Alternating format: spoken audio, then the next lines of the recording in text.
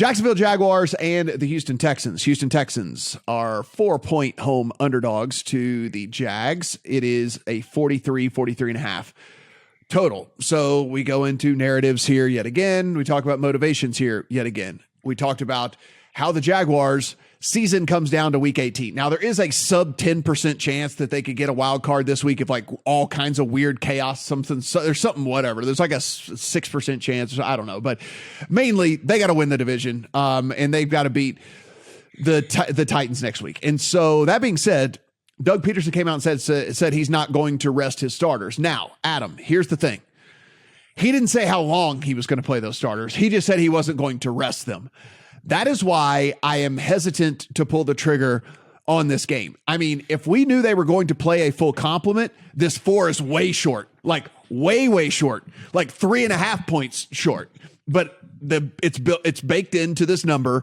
What we are wondering and what everyone is wondering is that, what are we going to get? A quarter? Are we going to get a half? Do we even get, more than one series? Like there's a big difference in I'm not resting my starters and I'm going to play my starters the whole game. And that is what has me sitting here scratching my head. I want to put in just a middle finger bet on the Jags at 4, saying like this should be 7.5, but like I'm not, I haven't done it quite yet. In the last 3 weeks, the Houston Texans have essentially beaten the Dallas Cowboys and lost because they couldn't punch it in on 4th and goal. Took the Chiefs to overtime and beat the Titans in a game in which they hurt me largely because I had early week action before the Tannehill injury was announced on a teaser with the Titans. Now, I understand the Jacksonville Jaguars are everybody's darling right now in terms of how the offense has improved. That said, whatever the Texans are doing to be able to hold games close might look like sorcery. There aren't a lot of numbers to back it up, but it's enough to keep me off this game. In addition to the fact of what you just said, he said he's not going to rest his starters, did Doug Peterson. Well, we have seen him rest his starters back in Philadelphia. It is part of the equation where Doug Peterson has done it before, and we'll find out what it means soon, I think, in this game. Steven, again, players are going to play hard.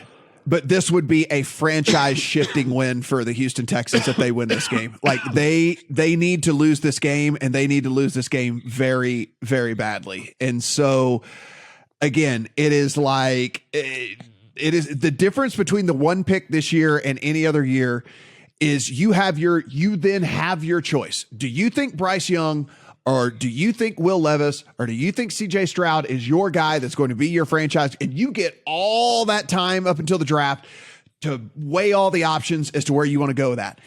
You win this game, and Chicago then now holds the number 1 pick. And now you have to take whatever scraps gets left whenever they trade that pick out to one of these other teams, because they'll probably trade it out. And so it could be a franchise altering win. I know players play hard, but God, if there's any way in the world they can lose this game, I have to imagine they will try to lose this game. Everything you guys just said has me wondering if Jags first quarter or first half is the play here then, because we don't know how long the Jags are going to play, if at all, in the second half with their starters, but we know they're going to play at least a little bit. And we know that when the Jags starters are in on offense, they're considerably better than what the Titans are trotting out there.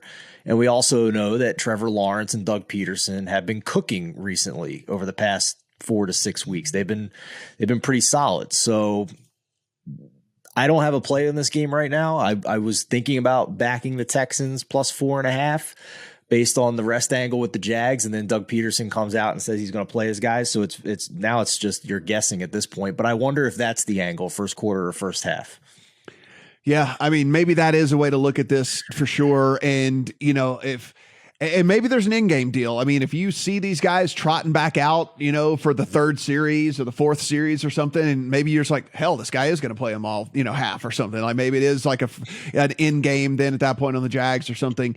But be careful if Jeff Driscoll starts playing quarterback for a series, because they've been doing that already. So don't just automatically go live bet that Jeff Driscoll's in, and that they might still switch back and forth. I might find myself taking a Jags -4 just in case. that they actually do this. But that's kind of where I sit right now on this one.